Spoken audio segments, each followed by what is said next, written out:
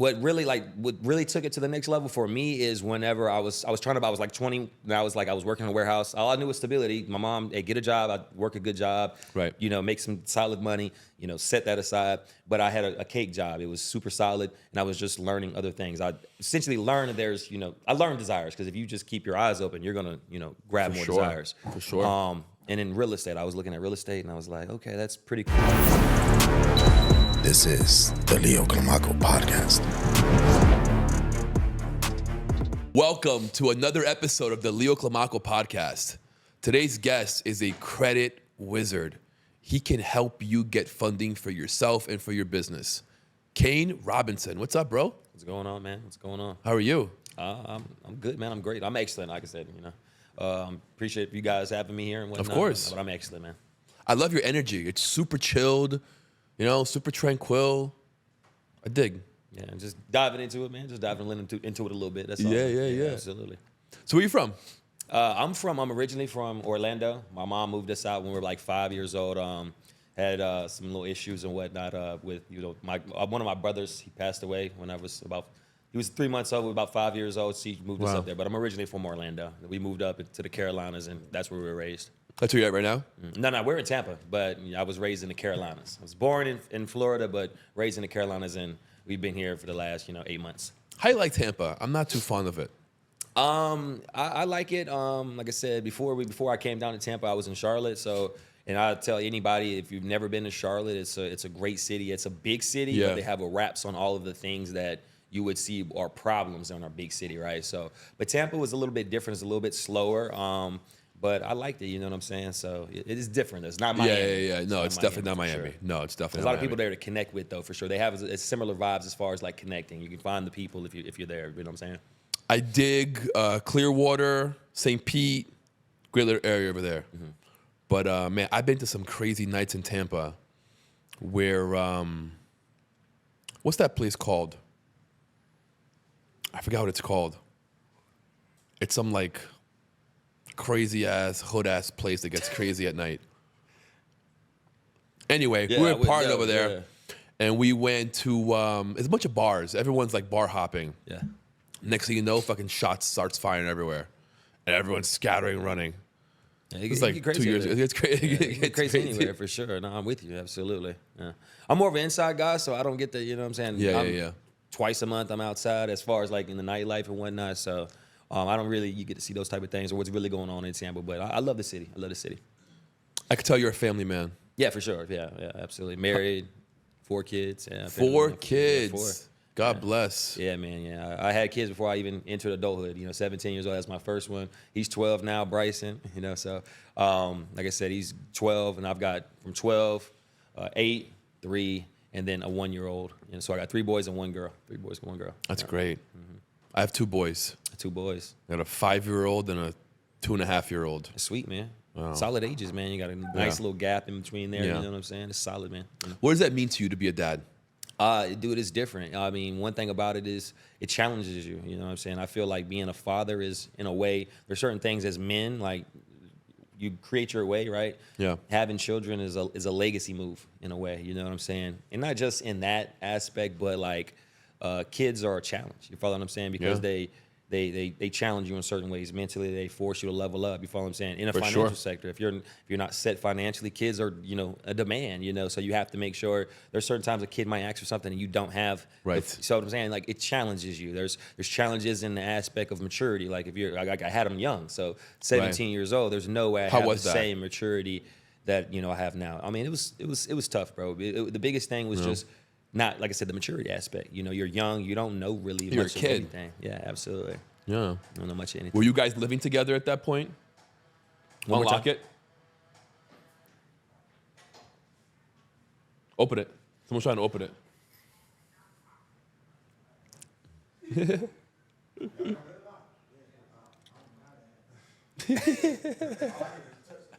It's all good. It's all good. Now you go. So at 17, having your first baby, was there support around you? Yeah, for sure. So like my mom, she's always been super supportive of me, man. If anything was to ever happen, I was getting some trouble, my mom would be the person colluding to help me out. You follow what I'm saying? And that's the type of person she is. You follow what I'm saying? So ride or die, like my mom has always been able to help me out for sure. Absolutely. That's incredible because that supports everything. Yeah, so that really helps. Mm-hmm. How were you able to have a kid at 17 and still amount success before 30? That's a good question, man. I think success is relative. So especially at this day and age, you know what I'm saying? Because there's times in the past where I've made more money, monetary money, right, than I have now, right? And the reason I say that is because, it depends on what you grabbing as far as, what you think success is. So what I build success now is a little bit different. The picture, when I'm building my picture of success, is different than it would have been 10 years ago. It might have been super vague. Like, I'll give you an example. I wanted the Nissan 350Z back in 2014. It's like, how vague is that, when you think about the grand scheme of where we are in today's society and just, in the future in general. So I feel like it just, one of the biggest things is just understanding that I want to be able to move forward, right, in life. So kids or not, you can't, there's just a contributing factor. You follow what I'm saying? It's your story. It's a contributing factor. You wake up every day, the kid's there, you got to provide for the kid, and you also got to go out there and, make progress towards your tangible goals, regardless, So it's a great motivator. Yeah, for sure. And then my mom had, like I said, in a way, it's almost like a prophecy. I was also born at 17 as well. So like I've seen like what my mom would do, work jobs. And I had a good example. You go work. If you need a second job, you go get a second one. You just make sure it gets done. You follow what I'm saying? So I feel like for me, it was building that stability and then branching off into, getting something like a business to be able to, scale up and whatnot. But yeah. How'd you get into credit? Honestly, I got into credit. I was helping one of my, I was probably about 20. 1920, I was helping one of my uncles move. He was he actually needed to stay at my house for a couple of days, and we were moving some, furniture. And I was like, I said something, I can't remember the exact question, but it was something about credit. And he was like, I can't do that in my credit shot, as he was pulling a cigarette. And then he said, I was like, what is credit? So he said, well, you could check it out. I downloaded Credit Karma, had like a 630 credit. And he was like, hey, that's pretty good. And then looking back, I know that that's not pretty good. Right. But long story short, that was kind of like my intro. And I was always obsessed with it. Like I would read. I'm a big reader. I love reading because reading, like education in general, is just going to take you to the next level. So big reader. And I would open the Credit Karma app and I would read every detail. And honestly, I tell all of about it because our people that I meet and whatnot, you can learn a lot just if you don't know credit and whatnot. You can learn a lot just from the basic gems, and those people are putting that information on there to educate people. You follow what I'm saying? Yeah. But that's how I got into it. Pretty much, literally just the basics, reading it and learning the factors of credit and whatnot. And it was something that always fascinated me. So I would check the credit score just like I would check a bank. Some people check the bank account every day. So I'm brushing my teeth. I'm checking a bank account. I'm checking the credit score. Yeah, so it was just one of those things I was obsessive about. Some people were obsessive about art. Some people were obsessive about one of those things I was obsessed about, basketball and credit for sure. What do you think made you obsessed about it? Was it the fact that it gave you control? It gave you the ability to, I guess, set your own pace, right? If you have good credit, you can do a lot. Doors open for you. Yeah. So what really took it to the next level for me is whenever I was like 20, and I was working in a warehouse. All I knew was stability. My mom, hey, get a job, I'd work a good job, right? Make some solid money, set that aside. But I had a cake job. It was super solid, and I was just learning other things. I essentially learned I learned desires, because if you just keep your eyes open, you're gonna, grab more desires. For sure. And in real estate, I was looking at real estate, and I was like, okay, that's pretty cool. Well, I started getting in the process of buying a property. And at the end of the day, right, I had moved some money around. I didn't know anything about underwriting or sourcing money or whatnot. I had moved some money from Bitcoin. This is 2016 when I bought my first property. So they're like, we can't take this money that you just moved from Bitcoin, right? So I was like, well, I can't close on the property. You follow what I'm saying? Because that money was all the money I had. So what I did is I said, well, let me take this money from a credit card. So I liquidated the credit card that I had, and it was only like $6,000 at the time. I only had one. And then I took the money from over there, moved it over, paid a small fee, of course. Then I was able to close on the property. It was just a small investment property at that time. But that was kind of like the wow moment. I was like, wow, okay. And then After that, I just transitioned to taking the income from the W-2 and then the rental income to pay the $5,000 or $6,000 of credit down. Right. But that was the intro. I was like, wow, you can use it to leverage, and you can have more than one credit card. You can have different accounts. And, with me having that cake job, I was just educating. Right. So I was like, OPM, credit, what is this? And it's just like, oh, I'm already doing credit. So yeah, how can I get access to more of this, so I can move us down the path for sure. It's crazy how far we've gotten that 2016, they couldn't use your Bitcoin money. And now you have people doing deals in Bitcoin for real estate. It's like the next big thing. It's this where you tokenize the real estate and you have it on the blockchain and you can make transactions. You cut out the middleman, you cut out the broker, you cut out the escrow. It's all in the blockchain. It's crazy how fast, under 10 years, we went from them not knowing what the hell it was to now being widely accepted everywhere. Yeah, not for sure. So it's one of those things which with everything, like any idea, if this is the point of the idea, right? You can see how it gets to here, right? Yes. But when you add a 10-year gap, you're like, that's crazy. It's here. Then it's like anything can get there with enough evolution. But it is, when you look back on it, it's like, wow, just 5, 7, 10 years ago, you got Bitcoin lower price. You got things that you couldn't do for it. Now it's actively involved in creative finance or lending. So it's become big. Absolutely. Very. There's so many ways, and I feel like they're so unique with it, right? Like creative financing is so unique. You can like really find a way to buy a house or a car, leveraging the owner and just make them the monthly payment. It's so interesting. Yeah, no, for sure. It just right back into credit. Like that is credit. At the end of the day, that's credit. So, and like you were talking about, like being in Miami in general, like when you're here, you're networking. It's like a networking currency. So capital, there's credit as capital. There's also social capital. Those are a lot of things that people aren't necessarily leveraging, but like you can be super, super creative with it. Like, you know what I'm saying? Well, this fell through. Well, let's move this podcast over here. Let's do this. Well, okay. Well, we don't have access to it over here, but this person has credit. Well, let's get this deal done. Let's see who has the money. It just allows you to be what they say. Money is abundant. So if money is abundant, it truly is abundant. And if it's only limited to your creativity or your perception of like how scarce or abundant it is. If you think it's this is the microcosm that money exists in. That's what it'll be. You follow, that's what it'll be, 100%. Yeah. What did you call it? Social credit? I like that. Social capital. Social capital. Yeah, social capital. So Miami, you got people around you, like OPM. leveraging your social. Are you picking up the phone? Can you make things happen with? You follow what I'm saying? Yeah. There's different for the social media. Your network is your net worth. Absolutely. So, and sometimes you just got to nurture it and actually get let me call let me see what's going on and just get a little bit of motion. So, like a lot of people don't, utilize those two things: social capital as money capital as well when it comes to credit. When did you say to yourself, "Okay, I got this credit thing down packed. Now let me go teach and help others"?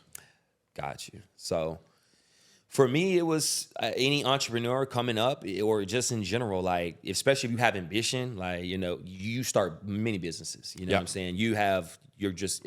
Boom, boom, boom. Don't be on social media. You're also getting targeted by ads and all that stuff. Right. And being young, 20, 21, all the way to 25, whatever, right? You're more prone to jump around, hop around, right? For sure. And you might do things I've been in many different industries. I was in the trucking industry. I did that for a year and a half and made great money, but doing it for the money purpose, right?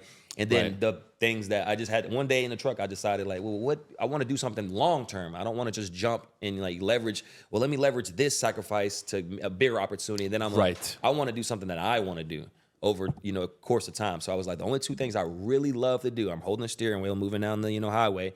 What can I talk about every day? And it sounds cliche, like, well, you got to find something you like. But I was like, dude, I really, really could talk about real estate and credit all day, every day. You follow what I'm saying? Besides, getting burnt out. But I was like, I need to wrap a business around that. And then I also looked at it logically. Okay, I anchored it. I'm like, well, credit can help me in many different aspects. Travel hacking, okay, leveraging, comp meals, being able to, get points back. There's many different aspects just in a regular life, using it that way, not even as far as like leveraging debt and starting businesses, just on the consumer standpoint, knowing your rights, knowing how you can do certain things. It was just like, wow, this is the lowest hanging fruit to give me the most benefit and the most value. And you don't have to be smart to do that in any type of way. That's incredible. It's incredible how this system was created that allows you to leverage a bank or other people's money for your benefit. I mean, they got to keep it flowing because if it's sitting there, it's just losing value. So, Right. that's how the economy continues to rise. I mean, Right. in a way, you have banks that are facilitating that because they're keeping that money circulating, lending it out multiple times, leveraging it 2-3 times over and 10 over. times, You yeah. follow what I'm saying? You're like, well, how does this money? It's been leveraged many, many different times. And Out in a of way, thin air. 100%. So Yeah. in a way, they help and hurt the economy. But this is the system we live in, so it's best to learn the rules and play within them. So what do you teach exactly currently? So for me, I think like the biggest thing I said, credit is just basic. Everyone who's born has a 3-digit credit score. You follow what I'm saying? If you got a SSN, I mean, if you come from a different country, you can actually get one. So it's deeper than that. I think the biggest thing that I teach is like Myron said, like again, like understanding how to leverage credit, understand how to break certain limitations. Because like I said, if your microcosm is this big, this is what you think about money, this is what you think about debt. And with having a business and having many clients, you see different types of buyer psychology. You see different types of people who believe credit works different ways. You follow what I'm saying? So I feel like that's the biggest thing, getting a wrap around that, building a framework for people to be able to like, this is the tangibles, right? But there's certain things I need to fix on my mindset. So for instance, like if you think that grabbing a 5K or 3K credit card to start a startup business, a lean startup business is debt, you may be looking at it wrong fundamentally. So it's small things like that right there. And sometimes you can't just speak to a person for an hour and change deeply rooted beliefs. No, it's got to go deep. It's got to go deep. It's got to be something they want and all that good stuff. So that's the biggest thing. It's credit and funding, but the biggest thing is I want to be able to help liberate you because I want you to be able to look like, hey man, I remember we talked about that years ago and I thought it was a limiting belief and I realized that wasn't, that can't hold me back. You know what I'm saying? What's the most amount of money that you've been able to borrow? The most amount of money I've ever been able to borrow is about $100,000, yeah. Okay. At one time, as far as one product and whatnot, Right. $100,000, yeah. Was that a credit card, a loan, or line of credit? What That was was it? a line of credit, yeah. Line of credit. Line of credit. Line of credits are awesome because They're the best. Yeah, they're the best because I mean you get the most liquid capital. Right. You get not the best term, but you get a term that you paying an interest only loan. You're like, wow, I can liquidate a $50,000. I get a $50,000 line of credit that I can draw upon, and the interest is wait, what? It's an interest only loan, but I'm going to be paying $300 a month to. And then you start, when you hear that, it's like, whoa. Let me slow it down for a minute. So you're telling me I can start a business or I can have capital, at least and I'm only paying this much per month? Yes. It's like, yeah. And it's like, why haven't I been doing this so long? You follow what I'm saying? Like you got people who are scrimping and saving $300 to $500 a month. Right. 30 whole days, right? To save that when you could leverage it and it really quick. You follow what I'm saying? So I feel like that's what it is, like not tapping in to the money system that we're all plugged into. The best part about a line of credit is that you pay into it, you can reuse it. Yeah. Right? It's kind of like a credit card without a physical actual card. Yeah. It's like a line of credit account in a way, Right. So it's not like the card, but it's way better than the card. It gives you more flexibility and it's 3, 5, 10 times cheaper sometimes, Credit cards sometimes they give you one thing about credit cards, they give you flexibility. Yeah. And you can rack them up easy. You get them with stated income. You know what I'm saying? You can help someone get credit cards just with stated income. Make sure, get them a little capital and whatnot. But lines of credit and everything, if you want to go to the next level, that's where it is. Being able to set yourself up, make sure you got your financials in order because a lot of those loans, a lot of those products are reviewed. You follow what I'm saying? It's not stated loans. They want to make sure that your ducks are in order because they want to make sure that if I give you this $100,000, you're going to service the debt, but then you're also going to repay me. You follow what I'm saying? So that's big, and that's the big thing teaching. So there's a lot of entrepreneurs who teach the hands-off approach where let me show you a digital product, let me show you exactly the game, but there's not a lot of financial intelligence or a lot of financial literacy attached to it. You know what I'm saying? They don't have the service that is showing them the ongoing, hey, look, you can't use this debt that way. This is still debt. You follow what I'm saying? That's the biggest key. I don't know if you know an actual percentage, but would you know about how many people borrow money and then can't pay it back? Well, I mean, they say like the average person in America, the consumer's got like 50 grand of debt. I think that's everybody because most people just inherently are consumers. We're naturally, born to be consumers in this country. We're trained from a young age. Everyone has some form of debt. You follow what I'm saying? So debt can be credit card debt, student loan debt. So someone who may be like, I'm not on the credit cards, but they have 60,000 of student loan debt. So they still have debt. So they still might be entrapped in that system. So but they may not feel that way. They may have a $300,000 mortgage on the house and they may not feel that that's debt. So what you're taught about debt will make you like, you might, this credit card I have, this 5K credit card's maxed out. I might have a late payment, and someone will be stressing about it, right? And then rightfully so. Right. But they won't understand that there's levels to it. You've been trained to think that mortgage debt is okay. You've been trained to think that student loan debt is okay, or carrying an auto loan is okay. But then taking a $5,000 business loan is taboo. Right. Where is that taboo? Isn't that crazy? It's taboo to consumers, but not to investors or not to business owners or creative people in general. People think that, like, my mom is like this. My mom, she is so scared of debt. She's one of those people that, like, oh my God, if she owes $1,000, she can't sleep at night. You know, so to her, borrowing 50, 100,000 is like ludicrous. Who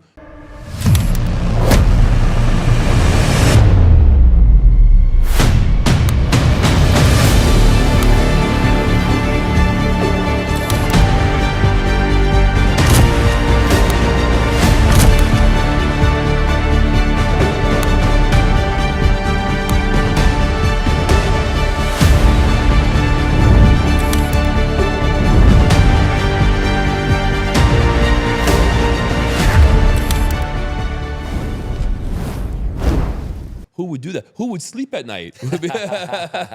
Right. You know? So it's really all your mindset. It's really all how you view the world and how you view opportunity. Yeah. Nah, you hit it right on the head, man. And my mother's the same way. So, she, views debt as debt. Like, debt is bad. Debt is a negative connotation in a lot of people's minds. You know what I'm saying? And it's mine as well. I did, like I said, I spoke a little bit earlier. I didn't even get into a credit card until I was like 19 or 20 because I didn't think that you would need credit. Right. I didn't understand the power or the education of credit at all. Mm-hmm. That's crazy. All right. I'm curious to know a little bit who you were in high school. Did you play sports? I was a late bloomer in sports. I was like 15 when I started playing in sports. I had a 5'9" friend who liked Larry Bird. He liked the Celtics. He was cold, man. He used to do us really dirty, man. So like a competitive edge. Like, man, I want to like this basketball thing. I wasn't real good at it, and then I developed a first love. I didn't play any type of sports in school. And when I was getting into trouble, man. I was getting in trouble too, man. Yeah, too much, a little bit. So I Same. they wouldn't let me play sports because I was over there messing around, doing some stuff, barely in school, man. You know, Bro, I feel like every entrepreneur that I've interviewed has had a shady pass. For sure.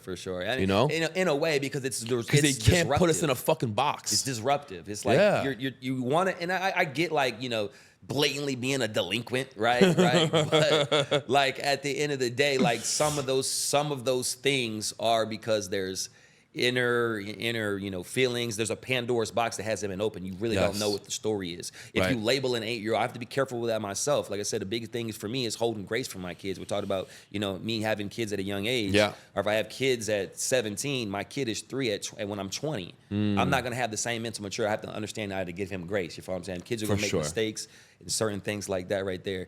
We're gonna cut that because I feel like, what did you just ask? That last question. I'm just trying to catch that question. I did this with Brandon's yesterday. I kind of went on a tangent. I forgot. No, it's actually pretty good. I asked you, just so I can get back on that one. I don't remember. I'm with you. I don't remember, bro. I got you.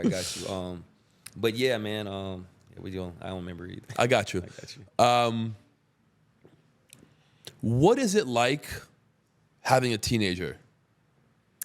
Well, he's a 12. He's getting there. He's getting there. It's different, man, because you see them getting into their own. Getting into their own. It's like you want to be on the phone a little bit more. You're not really like, so the younger kids, they want to be around you, play and all that stuff, and then you got this 12-year-old who's just like, okay, I'm chilling over here.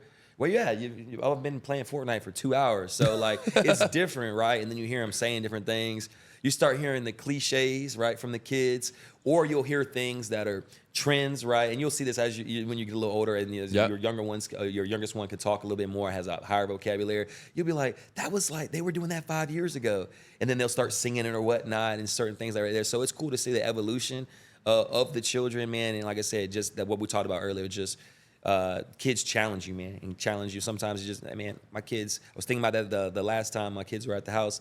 I'm like, at some point I stopped. My kids are boys, right? 12 and 8, right? At some point I stopped giving my kids a actual like a hard embrace, like a good embrace. And I was like, this is Why does that happen? So like I said, it's all about rechecking and re-challenging yourself to that's what I love about having kids. Like it's just gonna make you be a man. Or you only have two choices. You're either gonna be once you have kids, your life changes. The crossroads. Correct. You have the choice to either be a father or you have a choice to just be what we would call deadbeats. I was just gonna say that. It's the exact same word, deadbeats. And your behaviors dictate that. If you don't change, if you are doing certain things, right? That can be tolerated if you don't have kids, you don't have certain responsibilities. Right. Now, once you create that crossroad and you continue to do those things, and that's interfering with raising children, that's interfering with becoming the person you want to be. You follow what I'm saying? That's when you got issues, and that's when you fall into that category of not being a, productive person to your kids or just in society in general. How would you compare the world and the upbringing from when you were 12 to your son being 12? It's definitely different. Mine's a little bit different because, like I said, we didn't have a lot of money. We grew up poverty line. Like we didn't have this type of electronics. I grew up in LA. I was born in '95. I was about 12, but 2008 or whatnot, something like that, right there.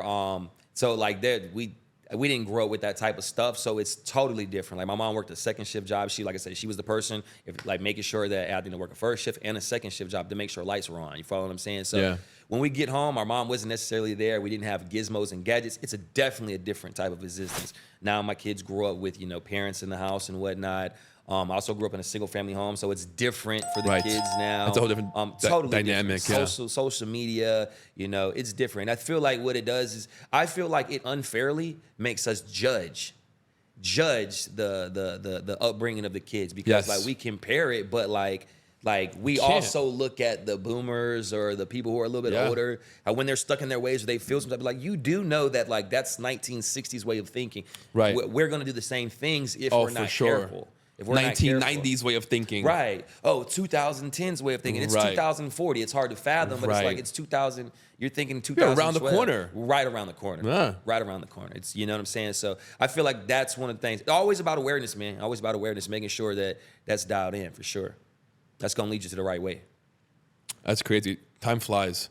Do you feel like, in general, things are easier now? I feel like in a way it's easier now because like you have opportunity, but when you have opportunity or things become easier, you have more saturation. I'm not someone who necessarily believes in saturation, right? But so there's a lot of people who do, right? And so they will believe something's easy. They have this natural belief that it's saturated. They have this natural, they don't want to do it because it's too saturated. There's no profit in it. There's no nothing. It's easier than ever to make content. Like, I had my business partner Trevor on here. His daughter has 500 videos on Instagram. I'm not Instagram, my bad. On YouTube, 500 videos on TikTok? 500 videos on YouTube. Right? Okay. It's easier than ever to post. We just figured out the other day. How old is she? She's like 6, but she's been posting her little shorts and whatnot. That's crazy. She has 500 videos. She's got like 20,000 views on it. Like I said, it's building up over time. And she's been doing it on the background. It's easier than ever to push record and get things. It's not just content, but like creating content, doing things, delegating certain tasks. I feel like it is easier than ever. And even easier for, things that I would in the past be like, I don't want to do that. I don't know how to do that. And now looking at it, it's like, I wish I would have did content years ago because it is easy if you understand the right thing. I think education makes things easy, but I agree. Yeah, it's definitely different for sure. I was so embarrassed years ago to make content. Dude. It wasn't as acceptable as it is today. Mm-hmm. Like the idea of being on your phone all fucking day was taboo. It's like, bro, the world's out here. It's not on your phone. What are you doing? Exactly. Mm-hmm. Now it's like everyone's on their fucking phone. Mm-hmm. It's so crazy how quickly that changed. I remember 2011, Snapchat was coming out and I wanted to get in that trend.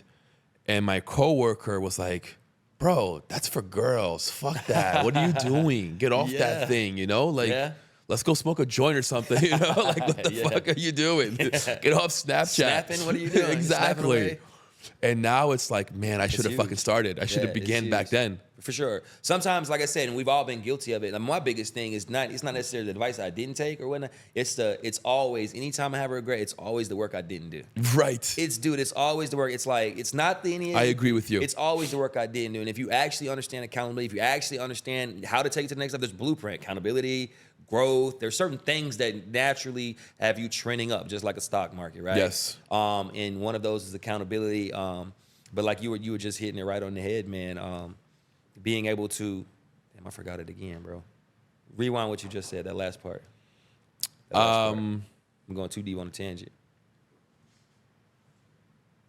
Oh, social media. You were talking about Snapchat and Snapchat being different, right? Yes. Like, but that only when I look back on it, those are the things I regret. Not necessarily the opportunities, because you got, there's opportunities everywhere. It's a lot of the times it's just the work that I didn't do. I wish I would just, like you were talking about being on social media. I wish I would have earlier. Action. Yeah, for sure. Like, because then you get to enjoy it longer. You like, okay, I wish you do what 38 you said.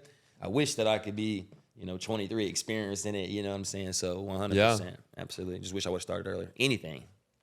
How'd you meet Trevor? How'd that partnership come to be? Oh, that's funny, man. So I met Trevor. We were playing games, man. Like I said, just working. I was working in the warehouse, on Madden, and he was working at a railroad, playing Madden. And he always talked trash, but he had it's standing out is necessary. So.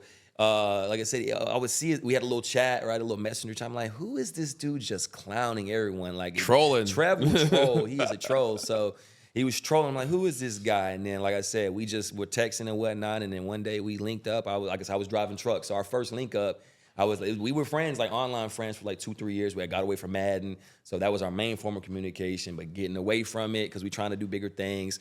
I was driving the trucks, like I talked about a little earlier, and I went up and linked with them about 4 years ago. And this has been since then, it's been, just always constantly, what can we do? How can we, set the next thing up? You follow what I'm saying? We were just working as 9-to-5 employees or, working as a job, and piece by piece before you know it, like we were talking about every evolution, if you go, we're playing Madden, and then you go, well, now we're about to do this. If you do it in a short period, you can't even see that. But over 6-7 years, you're like, dang, I see how we naturally came to this evolution. So just piece by piece. Well, you do know that they got this thing called content or credit, like, you know what I'm saying? So, piecing certain things together. You heard this thing called Turo, Trev? You're like, hey, yeah, I heard of it, but, so he ain't tell y'all, but Trev is someone who is constantly growing in it, but Trev is someone who had limited beliefs about Turo, and look what he's done. So, like, that's crazy. Like, to have a limited belief like that won't work in my market. And to get perspective, that's a business that I started and I failed. You follow what I'm saying? The person makes the business, how you operate. You follow what I'm saying? Someone could take the same thing and go out there and 10x it. You follow what I'm saying? So that's how we met and all that stuff, playing Madden and transitioning into business and, That's so crazy. Going back to social media, right? Yeah. We live in an era where you could meet your future business partner playing Madden online. Yeah, and that's unlikely. That's super unlikely because most entrepreneurs playing Madden, it happens. Unlikely. It does, and I think that it's an escape. Yeah, for sure. Yeah, it's escapist. So like, you getting active. It's rare. It's definitely rare. It's like, wow, we actually met there. There's a study that said that brain surgeons who play video games on a regular basis are 30% more accurate than their counterpart coworkers who don't play. They almost want to make it mandatory in medical school if you're a brain surgeon to play video games. It raises your awareness. You're able to multitask with 4 to 5 things at a time. You're able to pinpoint things a lot faster. You have a good hand control because of the joystick and you being there all the time. It's crazy how many benefits there are for a brain surgeon to play video games. Yeah, I mean that's a good thing that you actually talk about. I consider myself a technical thinker, and one thing I thought about when I was playing them, what gave me success was technical thinking and looking at this microcosm. Exactly. Let me learn the details. Let me think creatively. You have a boss to fight. You got to think creatively.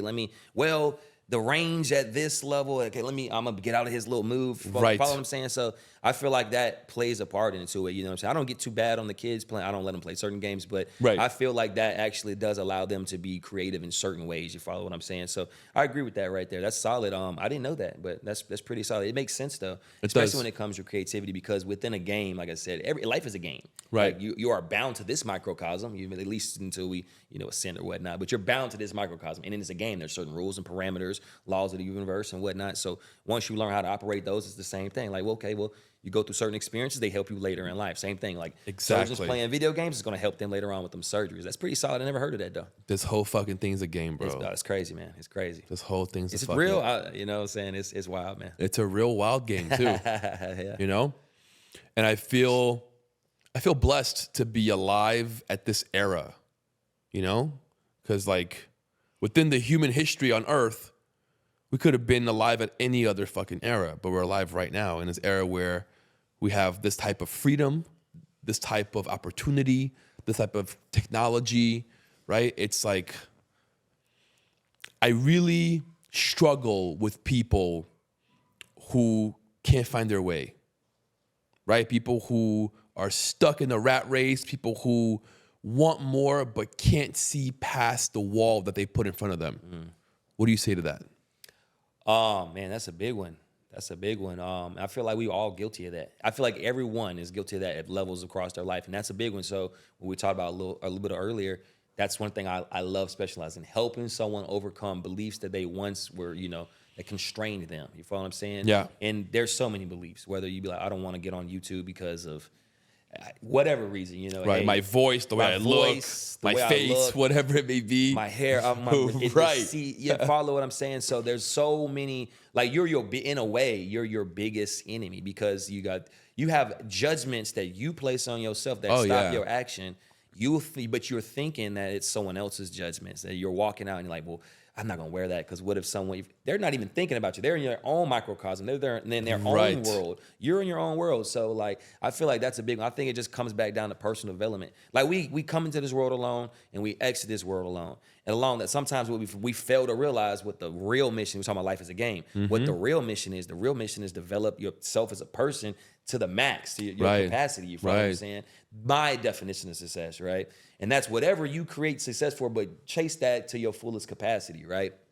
And I feel like that a part of that is personal development. Those times when you're in the bed and you don't want to get up in the morning. Right. You follow what I'm saying? You don't want to do the things, the commitments that you made to yourself prior. So being disciplined. It's always going to be that. It's always going to result back to that because you have to wake up and deal with your own thoughts. You don't get to deal with your wife's thoughts. Like, I can't vent to my wife and be like, she doesn't have those same problems. You follow what I'm saying? Like, I don't have her same problems. So, like, you really are in this on your own. So it's definitely important to, like, dial that in and be sure that you're working on your personal development so that you can find your way, so you can walk through this earth a little stress-free. I'm not caring about what this person thinks. I'm not worrying if this person is, doing this. If I'm not worried about I'm not limiting my thoughts like, oh, money is scarce. I'm not over here, you know what I'm saying? Like, I do. Well, this business model is saturated. No, there's market share in it for you. What do you mean? You follow what I'm saying? So fundamentally small switches. Flipping it. Just fundamentally small switches. Like, if you don't think scarce, think abundant. And it sounds like, but there's so many people that right there just holds them back. You know what I'm saying? We limit ourselves. And so many, I'm guilty of it myself. We all limit ourselves on a daily basis. And it's about having awareness to overcome that and just keep moving forward. Personally develop yourself for sure. Are you a man of God? I'm a man of God. Yeah. I believe in, I wouldn't say I'm a man of Christianity because I haven't spent a lot of time in that aspect. Because our mom didn't really have us in church. Like, she worked 2 jobs. She's getting home at 10 o'clock. We're not going to church. Yeah. So I didn't really grow up with like a Christianity background and whatnot. But I do believe in higher power. Yes, sir.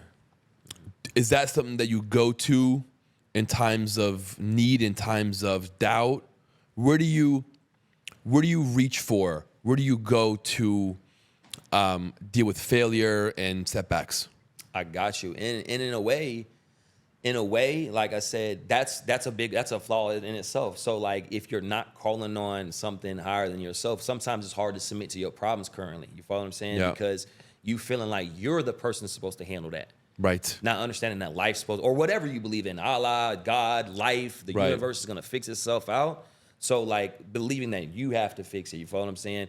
And sometimes we don't. And myself, I'm guilty of that. Being able to just, hey man, this is hurting me. This is holding me back. This is affecting me. This is holding me back. How can I let this go? Understand this is out of my control. How can I give this to the higher power? How can I look? You gonna make this. You gonna figure this out. That's it right there. You follow what I'm saying? Whatever you believe in, whatever your spirituality is, because a lot of times based on where you're born is based upon your spirituality. You follow what I'm saying? Right. So that's region specific sometimes.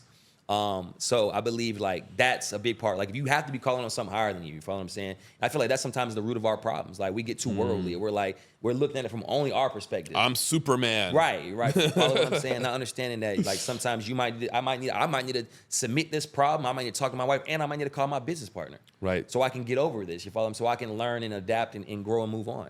Because that's when you're in a rut, right, your goal is to get out of a rut, to get back into the making progress. As slow as it may be, progress is progress. Your goal is not to sit in a rut. So you need to do what you can do to get out of those. That's a big thing I learned from some of my mentors. I used to have problems with dealing with anger. If I was angry, have a mental time lapse of, hey, we're 2 days I'm upset. Right. But you got to be able to dial those in and bring it back, because every time that you're upset or you're arguing with the wife or whatnot, if you have a tendency to let it go for 6 hours, guess what? That's 6 hours of unproductive energy.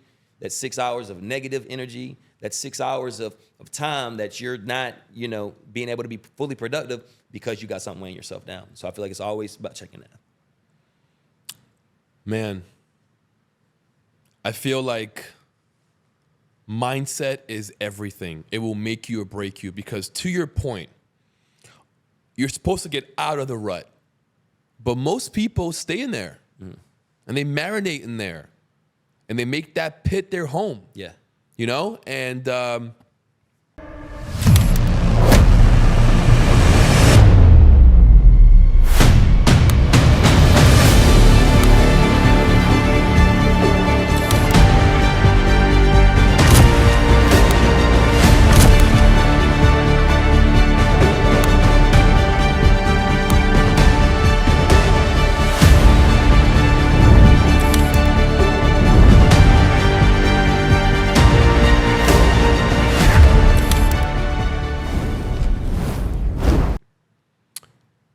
we have tons of people on antidepressants, anti-anxiety pills. For sure.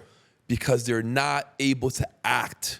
They don't get that the more you prolong what needs to be done, the larger the anxiety gets. That's a good one. And the larger the panic attack is going to be. What's the expression? It's something to do with life rewards speed, right? Like Facebook, when they first came out, their model was break something. Speed.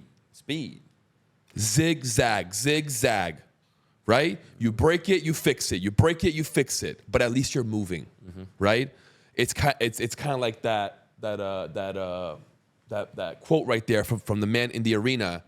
It basically states that win or lose,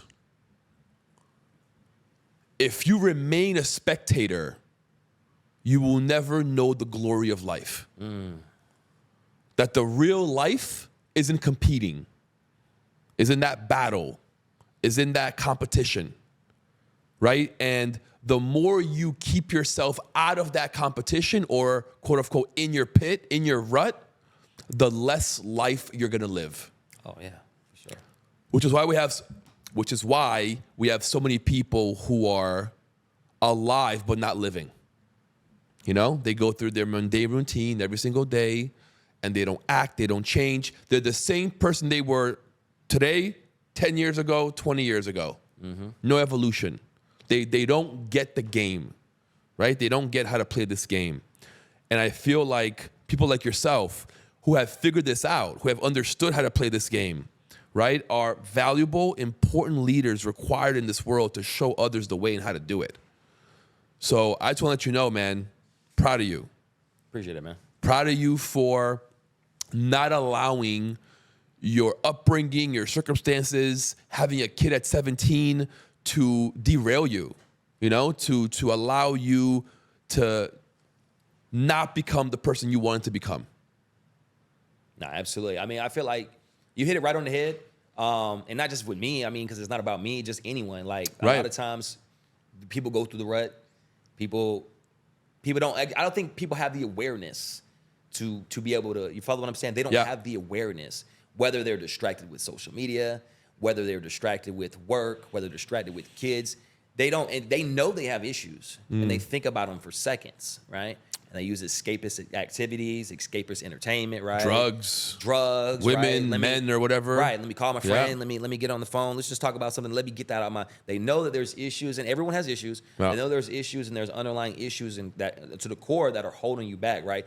A lot of times people don't take accountability for stirring a pot, cooking a soup, and they put the salt in the. They don't take accountability for though they actually built this recipe. You know what I'm saying? The life that you're living is a direct result of what you've done in the past, what you're doing now, your habits and all that stuff. So I think accountability and awareness, and sometimes people don't want to change. Family members, everyone who's achieved anything knows that there's family members that have loved ones that don't give a damn about leveling up and want to hold you back, and will hold you back. Yes, and won't understand like what you're doing. You're dieting, right? It's like we're out. I get that, but right, you're not gonna drink. Yeah, you're not gonna have. Come on. Yeah, they'll put your standards on them. Or you're doing a business. What is a? I would never do that. I'm cool with this 80,000. Oh, you're gonna borrow money? Yeah, you're gonna borrow 100 grand. What are you, crazy? How you gonna pay that back? Well, good luck. How does that go? You want to go to the Heat game? Then move it on.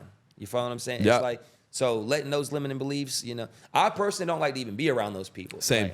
Like, I'm a person like I don't even like I have a conversation with you. So like if I have a conversation with you, and I because like I said, psychology, mindset, that's the first thing. This is right here. If you literally were if you were brain dead, right? Yeah. Then what do they say? They're gonna let you go. They're gonna unplug you because you're brain dead. You're not technically dead, but you're brain dead. There's no use in living. This is the most important thing. So when you have a conversation with someone, you understand where they are, personal development. You can sometimes understand where they are financially because that all ties in. How do you think will dictate the success you get, which also will dictate 100%. It's all connected. 100%. So the conversations you hold with someone breaks off frequencies. You follow what I'm saying? You're like, okay, this person right here, I don't know. You follow what I'm getting at? Or the things they may say, it's limiting. I can't be around someone who's limiting. You're too limiting. You don't realize, and you just don't have the awareness. You don't realize the two sentences that you just said limiting your growth.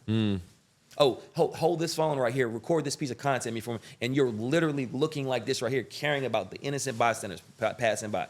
I already know that that's a limit. You don't have to tell me. You follow what I'm saying? So it's those small things right there that I feel like hold people back and they don't address them and make excuses for them. And that keeps you in certain, you follow what I'm saying? Like going back to it, I'd be so much further ahead because I had those same limiting beliefs and they didn't get addressed till later on and whatnot. I didn't even start doing personal development until I was like 24, 25. Tore my knee playing basketball. And I was like, man, why the hell did this dude think he can guard me? He can't guard me, right? And then my kids saw it and everything. My wife was out there, my kids, and my patellar tendon just ruptured. And I was sitting there on the ground, and my kids come up there, and I didn't want to show any type of, you know what I'm saying, like emotion. So I'm looking at them, I'm like, and in that moment, I just looked at them, I'm like, everything's gonna be good. That moment, 2016, but 2020, March 16th, shot me everything because I was like, you know what? I didn't even have to be out here. And that was like, I don't know what it was. It was just like, because the pain went away like after like 10 seconds. But I was like, I didn't even have to come out here. So it was just a mental flip. Wow. I was like, I'm mad at this guy for playing defense on me, using ego. Like, you know what I'm saying? You're guarding, you shouldn't be guarding. Let me drive to the hole more aggressive and toward the knee. Long story short, that taught me accountability. You follow what I'm saying? And from that right there, that you one needed a break. switch, God said, I'm going to give you a break. Yeah, I'm like, you know what? I needed that. I needed that type. And I always, like, I needed something that actually helped me look at life a little differently. It was always, why me? You follow what I'm saying? Why does this happen to me? And then that comes from sometimes how you were brought up. Maybe my mom thought like that. Maybe I heard those things. You follow what I'm saying? So you're an example of your environment you're around. So accountability is one of the biggest ones. You know, understanding, awareness, and accountability. Those are two things that can actually take you to the next level. Those are tangible, intangible things that you need to grasp, soft skills that will actually help you take to the next level. You'll always, trend up. You'll go up and downs of life. That's always gonna happen. But you'll trend up, and that is what I find solace. And I'm trending up. You follow what I'm saying? I'm getting richer and richer every day in many different categories. You follow what I'm saying? Yeah. Because I'm trending up. We're personal development, all that good stuff. You're not even 30 yet. Where do you see yourself at 35? 35, my big goal, I want 10 million. That's my big goal. 35, I want 10 million secure net worth. I want to be able to live off that type of money. And I really just want to experience like the best type of lifestyle I can get for my family and then myself. And how I view that is the experience. Is going out there, traveling the world and whatnot. You could do that as you go, but I want to be able to go and extensively travel and whatnot. So 35, I want to be able to, like I said, my next phase is I'm just getting into building houses, developing from the ground up. Like I said, I've been in real estate since I was 21, but more on the just investing, taking credit, investing in rentals, doing little rehabs as far as like turning the properties, not like breaking walls and 5,000, 10,000, turning the property.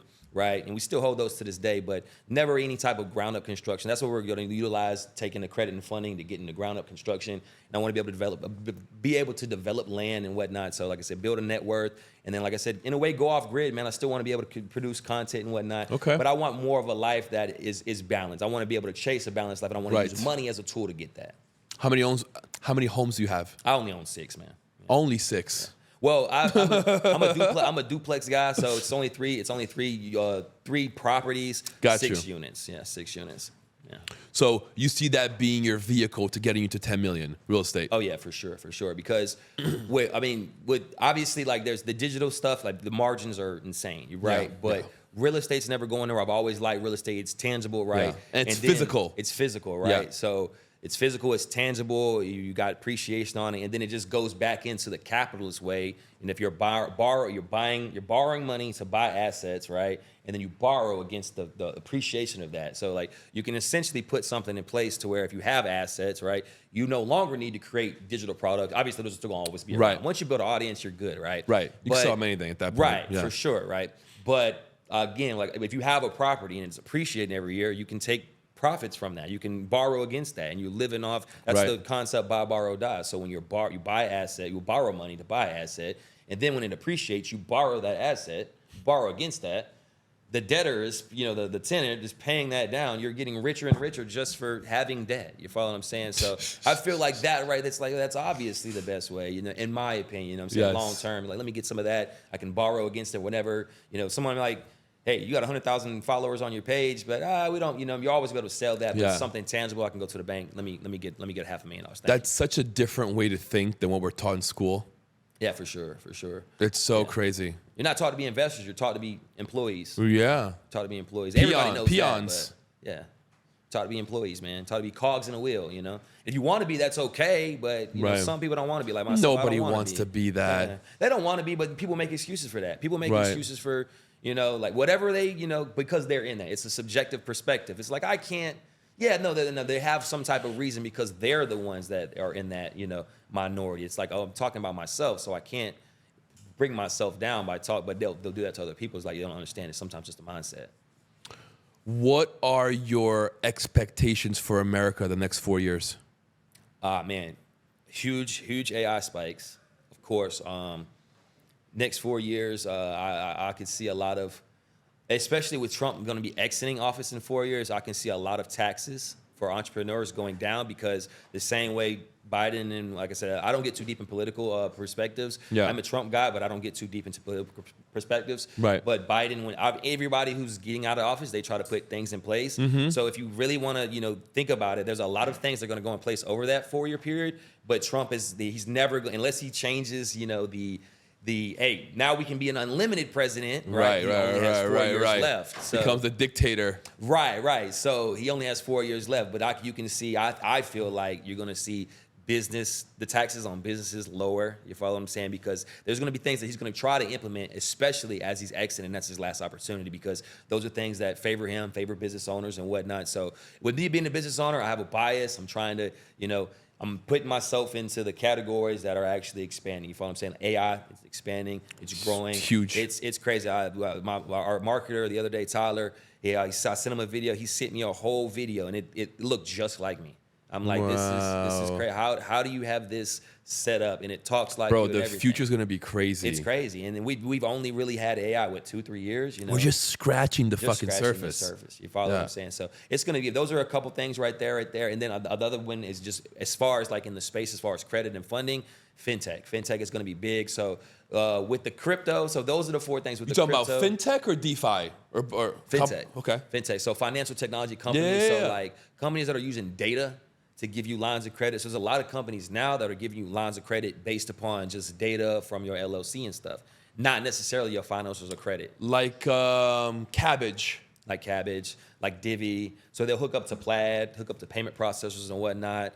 So you're going to see that extensively ramp up. It's ramped up in the last, literally I was looking at a couple the other day, and you know how your algorithm, you'll catch it, right? Yeah. So I was looking at some just from my own market research and whatnot, because that's my industry.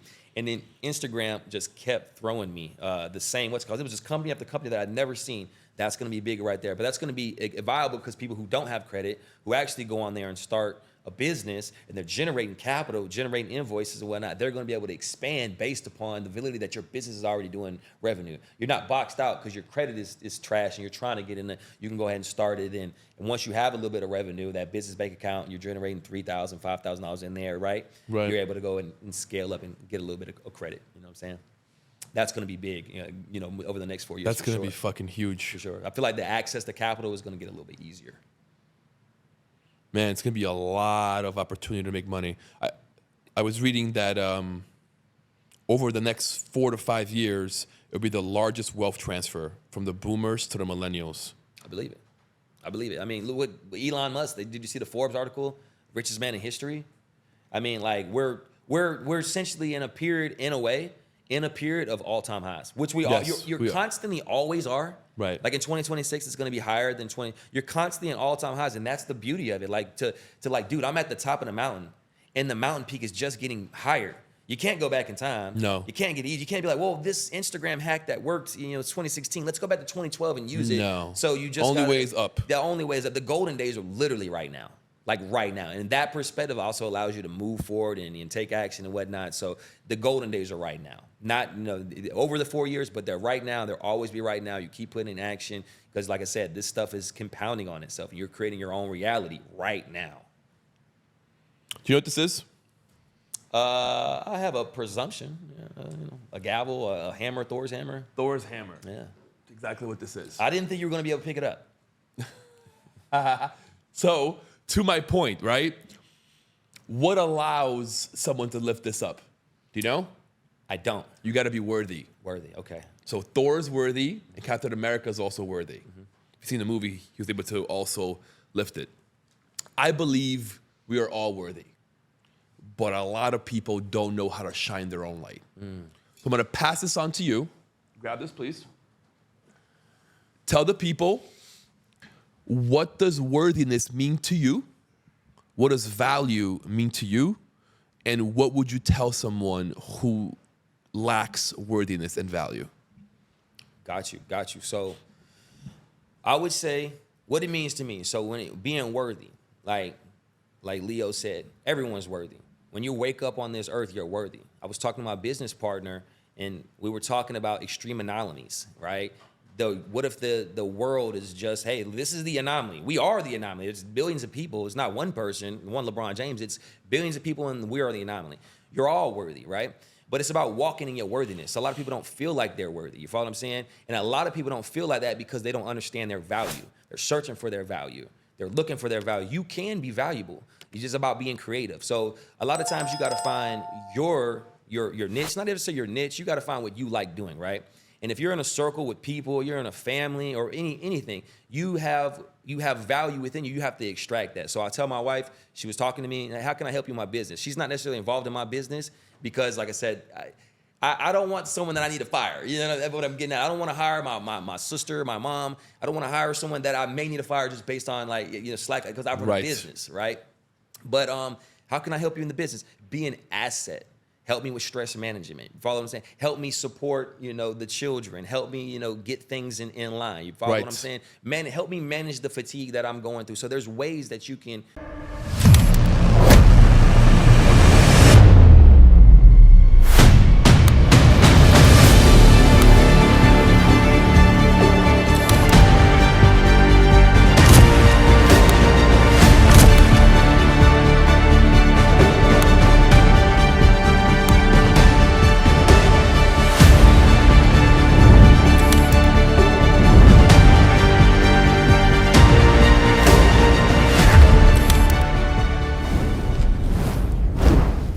Find value, and it's just asset over liability. It's almost mindset. So blank canvas.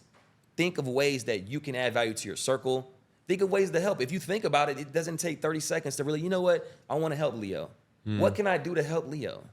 What can I send him a piece of content that I made that'll help him out? He might not have known about it. He might have known about it. Right. Can I help him out? Hey, Leo, I got this guy over here. I don't know if you need this guy, but can you?